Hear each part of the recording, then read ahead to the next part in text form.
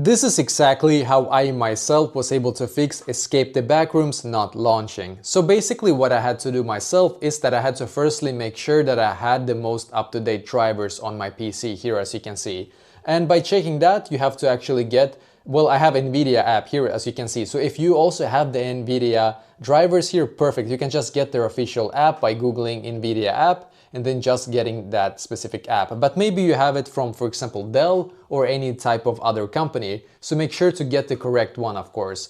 And then in here, I'm just gonna click on drivers, and you can see I already have a new update here. So I have to probably get this one as well. But I had an old update before that I actually updated to it just a couple of days ago, and even that one fixed it for me. So make sure you don't have an old driver. If you do, it's gonna cause a lot of problems for you. So make sure to get the most up-to-date, as you can see. Once you have done so, then what we need to do as well on the game here itself is to right click on the game here from Steam and then click on Manage and then Browse Local Files. And then on the Backrooms game here, right click on it, click on Show More Options and click on Properties.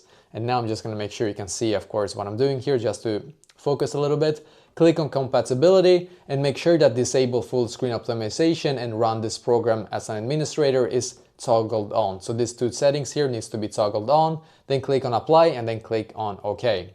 So try this, and sometimes what you also need to do is to just right click on it once again, the game here, and then click on manage, click on properties actually, and then click on installed files. And if you have this one, verify integrity of game files, click here and wait for it to finish, as you can see. And once it's done, go back and try once again, and hopefully now it's gonna work for you as well.